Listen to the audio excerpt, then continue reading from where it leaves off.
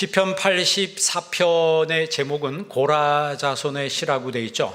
고라 자손은 모세 시대 때 성전 봉사를 맡은 사람들인데, 이 고라 자손들이 성전 봉사를 하다가 모세와 아론의 지도에 대해서 못마땅하게 생각했어요. 그래서 250명이 무리를 지어서 대적을 하다가 갑자기 싱크홀 사태가 일어났어요. 깊은 싱크홀에 땅이 갈라지면서 이 사람들이 전부 몽땅 매몰이 됐습니다. 그리고 불이 나와서 나머지 사람들을 사르고 고라 자손 14,700명이 전염병으로, 연병으로 사망하는 그런 일들이 민수기 16장에 기록이 되어 있습니다. 그런데 그런 죄와 실수에도 하나님은 그 고라 자손을 멸절시키지 않고 하나님의 일에, 쓰임받는 일에 계속해서 수종들게 했습니다. 이 고라 자손들이 나중에 다윗 시대 때 찬양과 찬양대와 지휘를 맡는 그런 일을 감당을 했습니다. 그러니까 하나님은 우리가 실수했다고 해서 우리를 버리시는 하나님은 아니시다. 오늘 시편 말씀에 복이 있다는 말이 여러 번 나와요. 그것은, 복이 있다는 말은 에쉐르라고 해서 행복이라는 얘기예요. 행복. 그러니까 행복한 사람은, 결론적으로 얘기하면 행복한 사람은 일이 잘 되는 사람, 돈을 많이 가진 사람, 좋은 데 놀러 다닌 사람, 여행 많이 다닌 사람, 이런 사람이 행복한 사람이 아니고 하나님이 내 안에 계신 사람이 행복한 사람이란 거예요. 이 명제를 우리가 명확하게 하고 시작해야 된다. 신앙생활의 시작이 주님을 내 안에 모시는 것으로부터 시작된다. 여러분 안에 주님 모셨나요? 다시 물어볼게요. 여러분 안에 주님 모셨나요? 그러면 구원받은 사람이에요. 시편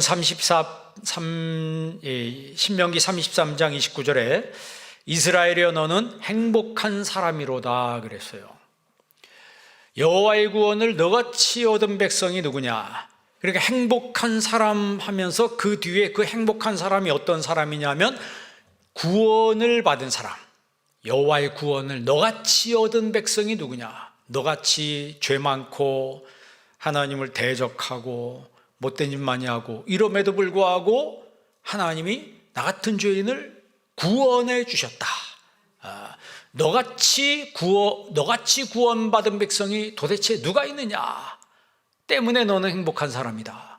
그러니까 우리가 여러분 살면서 이런저런 일, 어려운 일이 나한테 찾아올 때 있습니다.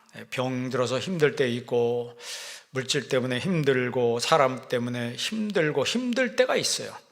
근데 힘들 때에도 하나님은 말씀하시길 너는 행복한 사람이다 이렇게 말해요.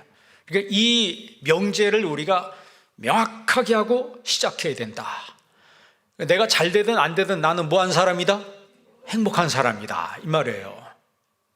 그렇나요? 동의 못 하겠어요? 신앙이 온전히 들어가지 않으면 동의하기가 쉽지 않은 그런 말씀이지만, 내가 믿거나 말거나 성경은 이렇다고 이야기하는 거예요. 그런데 신앙생활 계속 하다 보면 이 말씀을 받아들이게 됩니다. 나는 행복한 사람입니다. 자, 그러면 아무것도 없는데 성경은 구원받았다는 하나 이유만으로 너는 행복하다 이렇게 말씀하고 있어요. 그리고 끝인가요? 아니죠. 하나님이 내 방패와 영광의 칼이 되신다라고 했어요. 하나님이 나를 구원하시고 나를 내버려 두는 것이 아니고, 여러분 아기를 낳고 나서 이제부터 너 낳느라고 힘들었으니까 네가 알아서 자라라 그래야 하지 않잖아요. 그 갓난 아기를 먹이고 재우고 입히고 똥 싸고 오줌 싸고 하는 거 다 그거를 몇 년 동안 그렇게 하잖아요. 이 대소변 몇 년 후에 몇 살 될 때까지 그걸 합니까? 사람마다 차이가 있겠지만 그 가릴 때까지 다 갈아주고, 그걸 끝나나요? 결혼할 때까지, 시집장가 갈 때까지 계속 먹여주고 입혀주고 재워주고 돈 받아요 안 받아요? 안 받잖아요. 너 여태까지 10몇 년 동안 20년 동안 먹여주고 재운값 얼마, 이제 결혼하고 가니까 계산해 주라, 이런 부모는 하나도 없어요. 그러니까 하나님이 내 영광의 방패시고 칼이시라고 하는 것은, 방패는 막아주는 거죠. 칼은 공격하는 거예요. 그러니까 적들이 화살을 날릴 때 하나님이 다 막아주신다는 거예요. 누구를? 행복한 사람을, 하나님을 마음의 구주로 모신 사람을 막아주신다는 거예요. 그리고 내가 너의 영광의 칼이 될 것이다. 적 있으면 하나님이 대신 싸워준다는 거예요. 여러분, 구약 성경의 특징이 뭐예요? 계속해서 전쟁이 일어나는데 하나님이 말씀하는 게 뭐냐면, 이 전쟁은 너에게 속한 것이 아니고 내게 속한 거다. 그 말은 뭐예요? 하나님이 싸워주신다는 거예요. 여러분, 사람 때문에, 물질 때문에, 환경 때문에 스트레스 받고 막 그럴 때, 내가 필드에서 뛰기 전에 먼저 하나님과 쇼부를 보시기 바랍니다. 하나님과 내가 참 성전에서, 하나님의 성전에서, 오늘 찬양도 너무 은혜스럽네. 하나님의 성전에서 예배합니다. 하나님의 성전에서 하나님과 내가 딜을 하는, 하나님을 정말 내가 막 손들고, 하나님, 영광의 하나님, 영광 받아 주옵소서. 내 영혼의 무릎을 꿇고 주님을 예배합니다. 여러분, 하나님과 확실한 관계가 될 때 하나님이 그의 방패가 되시고 영광의 칼이 되어 주시는 거예요. 내 대적이 내게 복종하리니 내가 그들의 높은 곳을 밟으리로다 그랬어요. 내 대적이 너한테 복종한다는 거예요. 상상도 못할 일들이 벌어지는 거예요. 생각하지도 못한 좋은 일들이 일어나게 된다는 거예요. 여러분 삶에도 생각하지 못하는 좋은 일들이 일어나기를 바랍니다. 그러면 이런 일들이 우연히 일어나느냐, 그냥 일어나느냐 아닙니다. 하나님을 내 삶의 행복으로 모실 때 그런 일들이 일어나게 되는 거예요. 그러니까 가장 기본적으로 구원받은 사람이 행복한 사람이다. 이스라엘 백성들이 광야 생활하고 있잖아요. 모세 때 그때 한 말씀이거든요. 신명기 33장은 보이는 게 뭐가 있습니까? 사막이에요. 그냥 광야예요. 물이 있습니까? 먹을 게 있습니까? 놀 데가 있습니까? 볼 데가 있습니까? 아무것도 없어요. 그런데 하나님이 말씀하시길, 너는 행복한 사람이다. 내가 참 너무 마음이 힘들어서 막 우울증 올라오고 그러는데 성경 보니까 너는 행복한 사람이다. 이게 뭐예요? 행복이라고 하는 것은 세상에 있는 물질에 있는 게 아니고, 세상에 있는 것이 아니고 주님 안에 행복이 있는 거예요. 그래서 주님을 모셔야 돼요. 온전히 주님을 모시면 그 주님의 행복이 내 안에 풍성하게 이루어지는 거예요. 그래서 여러분, 행복의 주인은 물질이 아니고 내 안에 모신 보배이신 예수님이기 때문에 우리는 질그릇이라고 그러잖아요. 이 질그릇 속에 보배이신 예수님을 모신 사람이 행복한 사람이에요. 그런 사람이 사방으로 우겨싸움을 당해도 쌓이지 아니하며, 답답한 일을 당해도 낙심하지 아니하며, 핍박을 받아도 거꾸로 뜨림 당하지 아니하며, 그 사람들이 넘어져도 망하지 않는다는 거예요. 왜? 주님이 내 안에 보물이기 때문에, 이 질그릇 속에 보배이신 예수 그리스도를 모셨기 때문에. 여러분, 우리는 질그릇이에요. 질그릇이라고. 어저께 우리 전국 장로 부부 수련회 그거 했는데, 전국에 있는 장로님들이 뭐 일부가 오신 것 같아요. 다 바쁘고 그러니까. 근데 우리 교회 장로님들도 가셨는데 보니까 연세가 너무 많아요. 보니까 다 얼마 있으면 다 이 땅에서 떠날 분들이 너무 많더라고. 제가 30대 그 목사 안수 받을 때, 30살에 목사 안수 받았는데, 그때 장로님이었던 분이 지금 80이 넘어가지고 85인가요? 돼가지고 거기 원로 장로가 돼가지고 계속 오시더라고요. 이제 조금 있으면 질그릇이 깨질 때가 됐어요. 질그릇이라고 하는 것은 영원한 게 아닙니다. 우리 몸이 질그릇이에요. 그런데 중요한 것은 이 질그릇 속에 보배이신 예수 그리스도를 모셨다는 게 중요한 거예요. 그래서 내 주 예수 모신 것이 그 어디나 하늘나라라 했어요. 예수님 모신 곳이 천국이에요. 그렇다면 이 질그릇 속에 보배이신 예수님 모셨다면 내 마음에 심령 천국이 이루어지는 거예요. 그래서 여러분 삶의 마음에 어려움을 겪거나 우울증 오거나 이런 분들은 힘을 얻으시길 바랍니다. 예수님 내 안에 온전히 모시는 여러분 그 신앙 안으로 훅 들어가 보세요. 그러면 하나님이 역사하시는 정말 예수님이 천국이고 예수님이 행복인 것을 안다. 이런 명제가 서 있으면 인생 사는데 절대 불행할 일이 없다는 거예요. 오늘 시편 84편은 단순히 성전이라고 하는 장소를 찬양하는 게 아니에요. 눈물 골짜기를 통과하면서도 하나님께 이르는 과정을, 눈물 골짜기를 지나면서도 하나님께 이르는 과정을 기쁨으로 서술하는, 기쁨으로 여기는 신앙의 복원력에 대한 말씀이에요. 신앙의 복원력. 여러분 신앙이 좋다가도 어느 순간에 또 막 기울어지기도 하고 그러잖아요. 예배 드리는 때는 어떤 때는 막 기쁨으로 예배 나오다가 어떤 때는 교회 가기도 싫고 예배 드리기도 싫고 막 그럴 때 있어요, 없어요? 그럴 때가 있잖아요. 그런데 그럼에도 불구하고 신앙의 복원력이 큰 사람, resilience라고 그래요. resilience of faith. 이 믿음의 이 복원력. 배가 여러분 파도가 막 치면 이리 기우 저리 기우 뜬 거예요. 그런데도 안 쓰러져요. 왜 그래요? 복원력이 있기 때문에 그래요. 파도가 쳐서 이쪽으로 자빠져서 뒤집어질 것 같지만 배가 안 뒤집어집니다. 복원력이 있기 때문에, 회복력이 있고 탄성력이 있기 때문에 뒤집어지지 않습니다. 똑같이 우리 신앙생활도 마찬가지예요. 영적인 복원력, 신앙의 복원력이 있는 사람들은 다시 일어서고 다시 세워진다라고 하는 것이죠. 이게 flexibility라고 하는 그런 말 있잖아요. 신축성이라고 그러죠. 유연성. 뭐 반도체 만드는데 옛날에 딱딱했는데 플렉서블한 이 기판이 막 이렇게 막 부드럽게 휘어져도 휘어지는 기판을 뭐 벗어 예전에 만들었다고 그러더라고요. 우리 신앙도 마찬가지예요.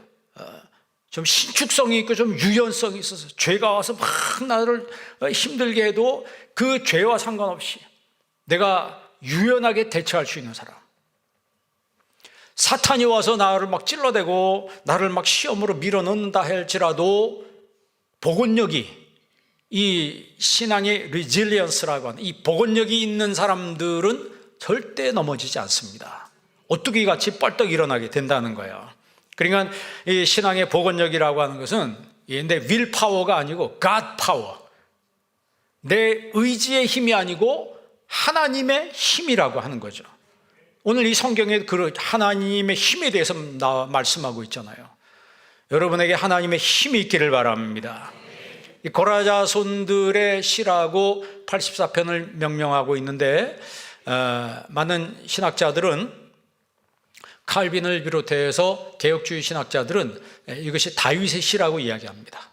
왜냐하면 다윗이 져서 고라자손들에게 부르라고 명령을 했다라고 하는 거죠. 이 칼빈은 이런 얘기를 해요. 이 84편 시 전체에 흐르는 그 성소를 향한 사무치는 그리움, 성소를 향한 사무치는 그리움. 그러니까 압살롬이 반란 일으키잖아요. 반란 일으켜서 도망가는데 성소에서 예배를 드리지 못하잖아요. 제사 드리지 못하니까 그게 너무나 아쉬운 거예요. 우리는 그런 일 생기면 돈 뺏기는 거 아쉬움, 뭐 내 권력 뺏긴 거에 대한 억울함, 뭐 이런 것 때문에 스트레스 받아서 내가 죽을 수도 있어요. 스스로 목숨 끊을 수도 있습니다. 그런데 다윗은 그런 것 때문에 안타깝거나 억울한 게 아니고 하나님 앞에 예배를 온전히 드리지 못한다라고 하는 그런 참 마음의 아쉬움, 안타까움, 그런 하나님의 성소를 향한 사무치는 그리움이 여기 기록되어 있는 거예요. 우리하고 얼마나 달라요. 우리는 조금만 뭐 뺏기거나 없어지면 막 그것 때문에 사내 중내 막 이러잖아요. 그런데 다윗은 자기에게 있는 물질이 없어지거나 권력이 뺏기는 그런 억울함이 아니고 하나님 앞에 온전히 예배드리지 못하는 억울함, 그렇게 하나님의 성소를 사모하는 그런 마음이 있었다는 거예요. 눈물 골짜기의 이 고통이라고 하는 것은 왕위에서 쫓겨난 이 다윗이 광야를 헤매는 어떻게 보면 다윗의 실존적 고뇌가 기록된 그런 말씀이라고 하는 거죠. 우리는 종종 소중한 것을 잃어버린 때야 그 소중함에, 평범한 것의 소중함을 우리는 절실히 깨달을 때가 있어요. 여러분, 이렇게 오늘 와서 하나님 앞에 예배드리는 게 얼마나 축복입니까? 이게 가장 행복하다라고 하는 것을 다윗이 이야기하는 거예요. 오늘 성경이 이야기가 그겁니다. 내 하나님 성소에서 하나님을 온전히 예배하는 이 시간이 가장 행복하거든. 우리는 뭐 자꾸 얻으려고 하잖아요. 우리는 자꾸 뭘 얻으려고 하는데 그게 아니고 오늘 이 자리에 와서 살아계신 하나님을 만나면서 내 마음속에 주님을 온전히 만나는 이 시간이 행복한 시간이라고 하는 거예요. 그래서 이런 시간을 뺏긴 게 너무나 억울하고 마음에 너무 사무친다. 그러니까 다윗은 행복의 기준을 하나님과의 관계에서 보는 거예요. 하나님과의 관계, 올바른 관계가, 그러니까 아브라함이 하나님을 믿음에 하나님이 그 믿음을 의로 여기셨다 그랬잖아요. 이게 차다카예요. 그 차다카를 의를 헬라어로 번역할 때 디카이오슈네로 번역한다 그랬어요. 그 로마서 5장의 의, 그것은 하나님과 올바른 관계, 하나님과 좋은 관계, 하나님과 좋은 관계, 사람과도 좋은 관계는 무슨 관계라고요? 만나는 관계라고 그랬잖아요. 오늘 여기 예배 나오는 것이 하나님을 만나는 거예요. 그러니까 여러분 오늘 와서 이렇게 예배 드리는 것이 가장 행복한 거예요. 뭐 오늘 갈까 말까 막.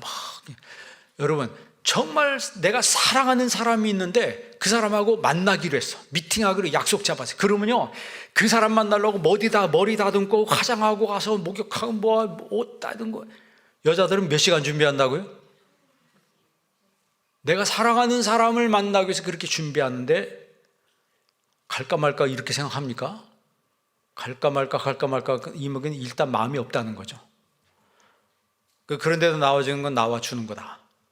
그래도 안 나온 것보다 낫지만, 이 본문에서 이야기하는 것은 정말 하나님을 사모하고 그 사랑하는 그 마음이 사무치는 그런 상태.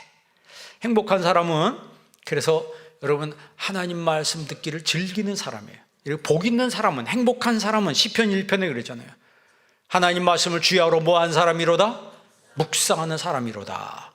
사람이 떡으로만 살 것이 아니요 하나님의 입에서 나온 모든 말씀으로 살 것이니라 그랬어요. 그러니까 행복은 어디에 있느냐면 하나님 안에 있는 거예요. 하나님 말씀 안에 있는 것이고 하나님의 은혜 안에 있는 것이고, 정말 내가 하나님을 찬양할 때 이 모든 것들이 전부 어디서 이루어지는 거예요? 하나님의 전에서 이루어지는 거예요. 여러분 1절 한번 읽어볼래요? 다 같이 한번 읽습니다. 만군의 여호와여 주의 장막이 어찌 그리 사랑스러운지요. 예디도트라고 그러세요. 예디도트라고 하는 것은, 이 사랑한다는 말은 남자와 여자 사이에 친밀하고 뜨거운 사랑, 남자와 여자 사이에 친밀하고 뜨거운 사랑이 예디도트예요. 그러니까 하나님의 성전을, 하나님의 장막을 정말 내가 그렇게 사랑한다는 거예요. 하나님의, 쉽게 여러분 예배당을, 또 이 예배당 장소가 아니고 이 예배당에 임재하시는 그분을 내가 너무너무나 사랑한다. 친밀하고 뜨거운 사랑을 나누는 사이라면 아까운 게 있어요, 없어요? 아까운 게 없죠. 아까운 게 없다고. 남녀관계도 여러분 친밀하고 뜨거운 사랑할 때는 다 주고 싶은 거예요. 다 주고 싶은 거라고. 진정한 사랑할 때는 내 마음에 모든 것들이 다 그를 향해서 열려 있어요. 내가 살아계신 하나님을 만날 때, 내가 구원받은 나 같은 죄인을 구원해 주신 하나님의 사랑을 내가 알 때 마음이 주님을 향해서 활짝 열리는 거예요. 그럴 때 여러분 내 마음이 진정한 행복을 알게 됩니다. 그러면 내가 땅에 있는 것들이 좀 부족해도 행복을 빼앗기지 않습니다. 그럼 하나님이 거기서 끝나게 하시냐? 절대 아니라는 거죠. 내가 너의 방패가 돼주겠다. 내가 너의 영광의 칼이 돼주겠다. 너의 대적들이 내게 무릎을 꿇을 것이고 내가 그들의 높은 곳을 밟게 될 것이다. 그 말은 뭐예요? 성공하도록 하나님이 인도해 주신다는 거예요. 2절 한번 읽어볼래? 2절 읽습니다. 내 영혼이 여호와의 궁정을 사모하여 쇠약하며 내 마음과 육체가 살아계시는 하나님께 부르짖나니. 내 영혼이 여호와의 궁정을 사모하여, 그 말은 상사병 걸린 사람처럼 하나님의 전을 너무나 좋아한다는 거예요. 여러분, 주일날 오늘 예배가 그리워졌나요? 평일날 살면서 난 주일이 빨리 돌아왔으면 좋겠다. 성령 받은 사람은 그래요. 성령이 없는 사람은 벌써 주일이야? 오늘도 교회를 가야 된단 말인가? 세상에나, 목사님 설교 오늘따라 왜 이렇게 길어? 중간에 나갈까? 별 생각이 다 든다. 여러분, 사랑하는 남자 여자 만나가지고 남자가 여자하고 빨리 끝나고 여길 이 자리를 빨리 떠나야 되는데 왜 자꾸 말이 많냐? 말 좀 그만해라. 막 이런 그 시계를 자꾸 쳐다보고. 그럼 상대방이 어떻게 생각하겠어요? 알아요, 몰라요? 알지. 안 되잖아요. 아는 사람도 아는데, 상대방이 더 이상 앉아있기 싫다는 거 아는데 하나님 모르시겠어요? 그러나 여러분, 오늘 이 2절에 있는 여호와의 궁정을 사모하여 쇠약하며, 상사병 걸린 사람처럼. 여러분 상사병 걸려본 적 있어요? 자나 깨나 그 여자, 자나 깨나 눈 뜨면 상사병 걸려서 내가 미치겠다 막. 상사병 걸린 사람처럼 하나님의 성전을 향해서, 하나님의 전을 향해서, 우리 교회 이런 사람들이 많기를 바랍니다. 정말 하나님의 교회를 향해서 상사병 걸린 사람처럼, 그래 나는 참 교회를 가야 되고, 나는 교회를 가고 싶고, 왜 이렇게 예배 시간이 빨리 안 돌아오나, 이런 사람이 많아져야지 은혜로운 교회가 되는 겁니다. 여러분 중에 교회 오고 싶어서 막 애타해보고 고민해본 사람들, 정말 그런 사람들이 교회에 점점 늘어가면 그 교회는 보나마나 더 크게 부흥하게 될 겁니다. 우리가 이 성전을 짓고 하나님 앞에 헌금하고 또 와서 주일마다 봉사하고, 왜 그렇게 해요? 하나님의 전을 사모하는 마음이 있기 때문에 그렇습니다. 토요일날 와서 우리 권사님 집사님들 와가지고 주일 막 위에서 식사 준비하고, 그게 여러분 사람의 힘으로 하는 게 아닙니다. 사람의 힘으로 하는 게 아니에요.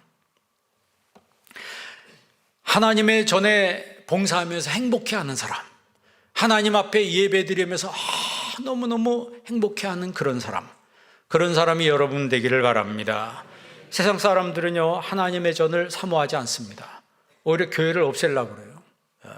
뭐 교회 폐쇄법이니 뭐 이런 법들을 확 만들어서 어떻게든지 교회를 옥죄고 막 이러려고 합니다. 베트남이 1975년에 사이공이 함락되면서 공산화됐습니다. 공산화되면서 제일 먼저 한 일이 뭔 줄 아세요? 교회를 다 부쉈어요. 교회를 다 부쉈습니다.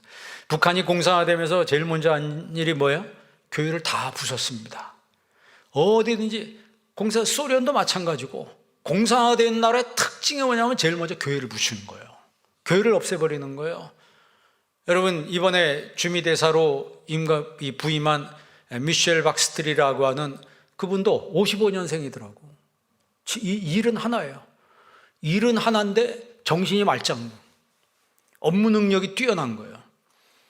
그러니까 대사로, 세계에서 제일 강대국의 대사로 파견을 한 겁니다. 제가 저번에도 이야기했지만, 그분 미주 신문에 난 기사를 보니까 4대째 믿음의 집안이에요. 할머니가 기도하는 거 어릴 때부터 보고 자랐대. 어머니가 기도하는 거 보고 자랐다는 거예요. 북한 분인데 거기서 큰 공장을 운영했는가 봐요. 그런데 북한이 공산화되면서 그 집에 명령을 하더래. 내일 여기를 떠나라. 내일 너희 집을 떠나라. 집을 비워라. 단 소달구지 하나만 채우고 떠나라. 2개도 안 되고, 그 많은 재산을 소달구지 하나만 채우고 떠나라는 거예요. 그래서 소달구지 하나에 주섬주섬 채워가지고 남쪽으로 다 내려왔답니다. 내려오고 일본 갔다가 미국으로 정착해서 거기서 성공해서 미 하원 의원도 되고, 이번에 대사로 부임을 했어요.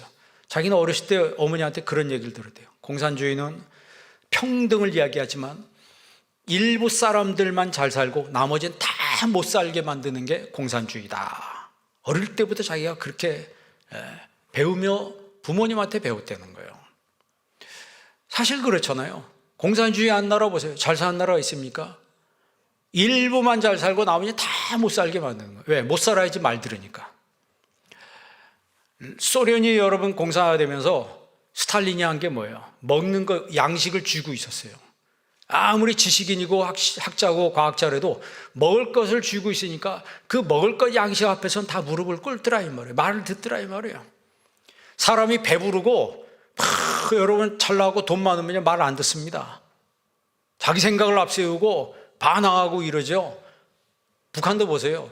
그 다 가난하고 보세요. 그러니까 할 수 없이 그냥 매일 아침 일어나면 탈북하신 분들이 한 얘기가 뭐예요? 오늘은 뭘 먹어야 되냐? 아니 생각해 보세요. 학자가 아침 일어나서 오늘은 뭘 먹어야 되냐 이 걱정하고 산다는 거 아직도. 예? 교회가 무너지니까 하나님이 나라가 무너지게 만들다는 거예요. 근데 반대로 교회가 반듯하게 세워지면 하나님이 그 나라를 축복하시더라고 하는 거예요. 여러분 이 나라 이 강토에 교회가 많습니다. 외국 사람들이 와서 놀라는 게 뭔 줄 아세요? K푸드, K팝, K무비, K컬처 이런 거에도 사람들이 감동을 하지만 제일 놀란 게 뭐냐면 저녁 되니까 전국에 뭐가 보여요? 동해 봐도 십자가, 서쪽, 남쪽, 동쪽 봐도 십자가 바다라는 거예요. 세상에 이렇게 십자가 바다는 데가 어딨냐는 거예요. 외국 사람들이 하는 얘기예요. 그러면 왜 이렇게 교회가 많을까요? 하나님이 이 나라를 반드시 축복하실 겁니다.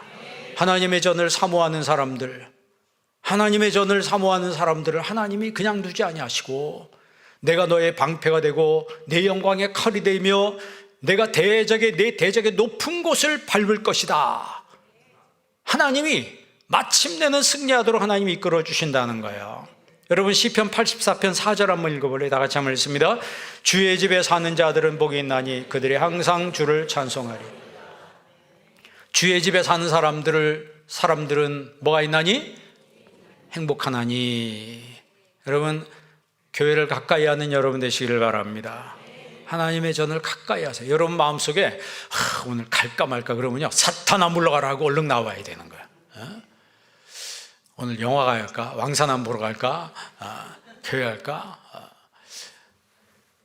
그런 갈등 속에 있을 때 여러분 당연히 하나님의 성전을 선택하는 사람이 복된 사람이라고 하는 거예요. 그러니까 주의 집이라고 하는 것은 신약적으로 교회를 말하는 겁니다. 여러분 하나님을 믿어서 정말 행복하다라고 다윗이 고백하는데 비슷하게 이런 마음을 가졌던 이 다윗과 방불한 믿음을 가졌던 사람이 바울입니다. 바울은 여러분 사도행전 20장 24절에 뭐라 그러세요? 나의 달려갈 길과 주 예수께 받은 사명 그 은혜 복음 증거하는 일을 마치려 하면 내 생명을 조금도 귀한 것으로 여기지 아니하노라 그랬어요.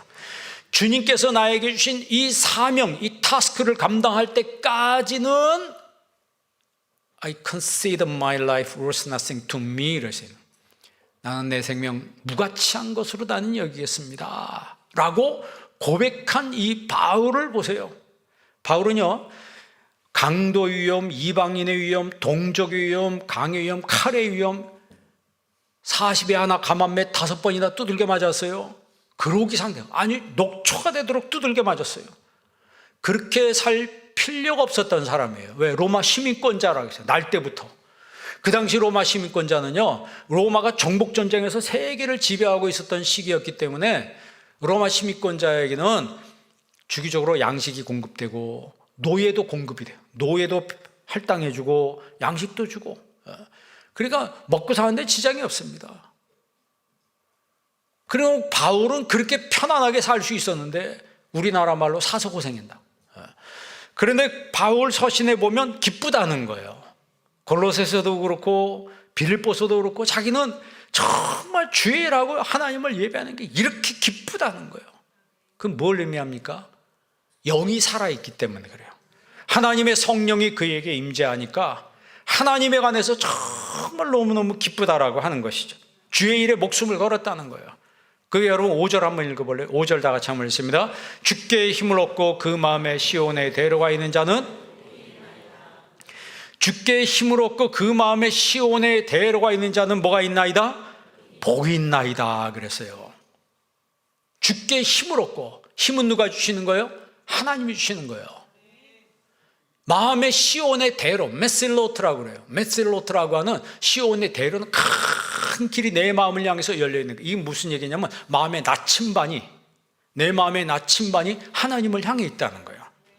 여러분의 마음의 나침반이 하나님을 향하기를 바랍니다. 나침반이 고장나면요 아무리 돌려도 엉뚱한 방향으로, 내 마음의 나침반이 하나님을 향해 딱 고정되어 있으면 그게 시온의 대로, 그게 더 쉽게 얘기하면 다니엘처럼 뜻을 정하는 거예요. 다니엘 가리켜서 우리는 뜻을 정한 사람이라고 하잖아요. 내 마음의 뜻이 명확하게 딱 정해지니까 그 어떤 일이 생겨도 나는 하나님을 예배하고 하나님께 기도하는 거예요. 적들이 다니엘을 모함하기 위해서 법을 바꿔도 다니엘은 두려워하지 않았습니다. 보란 듯이 동쪽을 향해서 창문을 활짝 열어놓고 하나님 앞에 기도했어요. 봐라 이 말이에요. 봐라, 고소하려면 고소해라. 근데 고소당했어요. 그리고 어디에 들어갔어요? 사자굴 속에 들어가는 거예요. 세상적으로 보면요 그 리스크가 얼마나 큽니까? 목숨이 왔다 갔다 하는 그 순간인데 다니엘은 그걸 두려워하지 않았어요. 왜? 그 마음에 시온의 대로가 있기 때문에. 시온의 대로가 하나님을 향해서 활짝 열려 있으니까 환경 때문에 두려워하지 않았다는 거예요. 여러분 신앙생활 하면서 환경 때문에 두려워하지 않기를 바랍니다. 내 마음에 하나님을 향하여 시온의 대로가 활짝 열려 있는 사람은 행복한 사람이에요. 행복한 사람. 왜? 방향이 이미 정해져 있기 때문에. 그 다음 6절 한번 읽어보세요. 6절 말씀 다 같이 읽습니다. 그들이 눈물 골짜기로 지나갈 때, 그들이 눈물 골짜기로 지나갈 때, 눈물 골짜기, 이 골짜기란 말은 이제 이 눈물이란 말을 박하라 그래요. 이 박하 골짜기로, 눈물 골짜기로 지나갈 때 그곳에 많은 샘이 있을 것이며 정말 힘든 그 고통의 골짜기를 지나가는데 하나님이 그곳에서 막 생수가 솟아나게 하신다는 거예요. 그리고 비가, 이른 비가 복을 채워주나이다. 이른 비는 뭐냐면 농사를 지을 때 처음 내리는 비. 그러니까 거북 등짝처럼 땅이 말라 비틀어져 있는데 거기에 이른 비가 내리면 비로소 파종을 할 수 있어요. 그런데 이른 비가 내리지 않으면 파종을 할 수 없어요. 너무 땅이 말라가지고 푸석푸석 먼지만 나고 이게 거기 씨를 심어도 소용이 없어요. 이른 비가 내려야지 파종을 할 수 있는 거예요. 그러니까 하나님이 이른 비의 복을 채워주신다라고 하는 거죠. 이게 또 복이라는 얘기 나오는 거예요. 눈물 골짜기를 걸어갈 때, 이 박하 골짜기를 걸어갈 때 또 무슨 골짜기가 있어요? 사망 골짜기가 있죠. 시편 23편에 사망 골짜기를 걸어요. 아골 골짜기가 있어요. 아간이 물건 숨겼다가 죽임당한 골짜기가 아골 골짜기죠. 흰놈 골짜기 있어요. 인신이생하는, 그게 이제 흰놈 골짜기가 나중에 지옥이 됩니다. 지옥을 흰놈 골짜기로. 우리가 살아갈 때 눈물 골짜기, 사망 골짜기, 아골 골짜기, 흰놈 골짜기 있는데 그런 골짜기만 있는 게 아니에요. 성경에 보니까 엘라 골짜기가 있다는 거예요. 엘라 골짜기는 어떤 곳이에요? 다윗이 골리앗을 이긴 골짜기. 그 승리의 골짜기가, 그러니까 다시 말하면 하나님이 눈물 골짜기를 승리의 골짜기로 바꿔 주신다라고 하는 거죠. 에스겔 골짜기 있잖아요. 그 골짜기에 마른 뼈들이 소록하게 있는데 에스겔이 하나님의 생기를 대원하여 저리로 들어가라 그랬더니 그 하나님의 생기가 들어가니까 마른 뼈들이 전부 맞춰져서 하나님의 큰 군대를 이루었다 그랬어요. 모든 게 살아나더라 이 말이에요.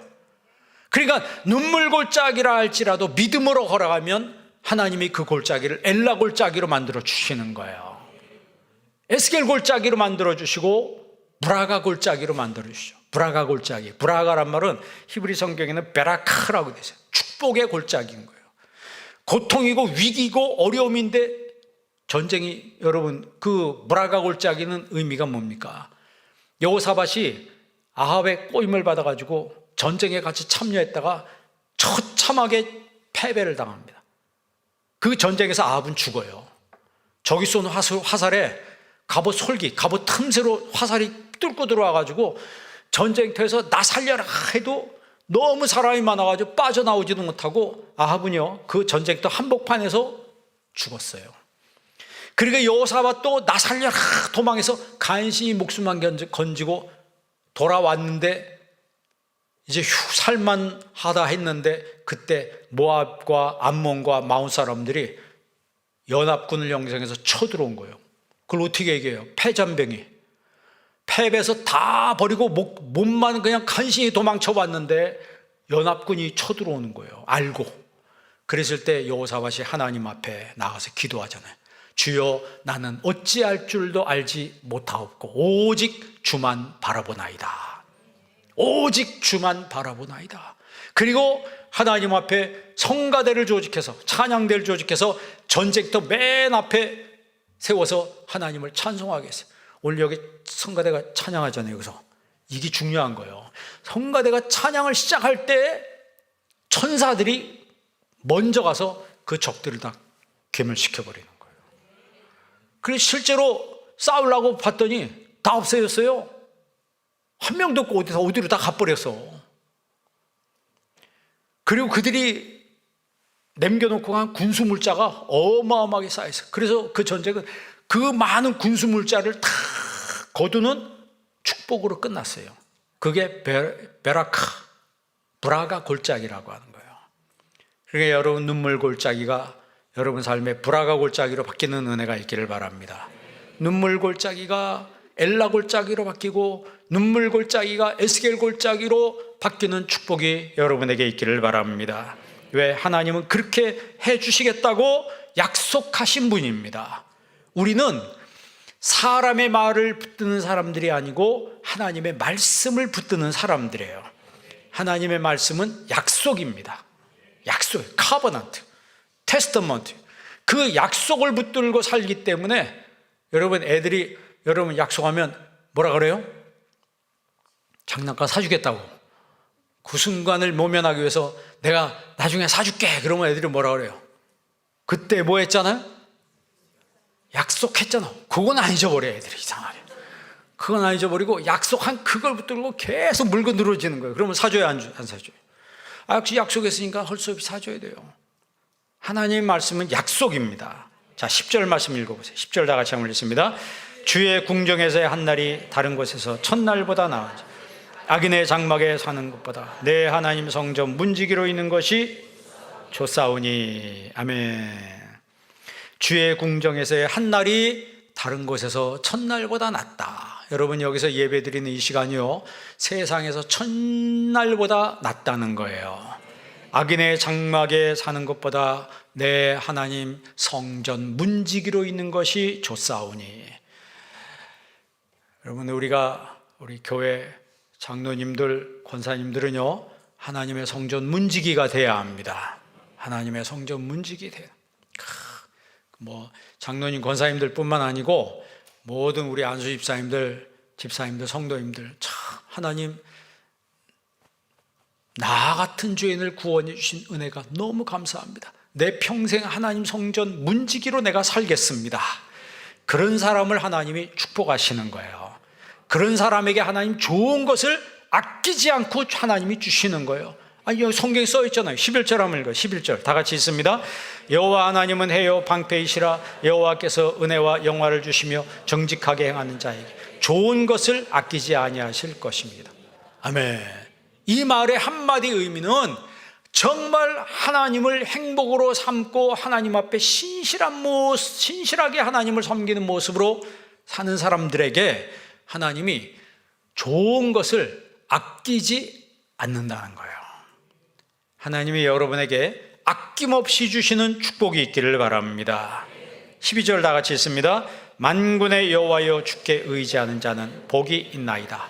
아멘. 누가 복이 있다고요? 하나님을 의지하는 사람이 복이 있다는 거예요. 여태까지 내 주먹 믿고 살았어요.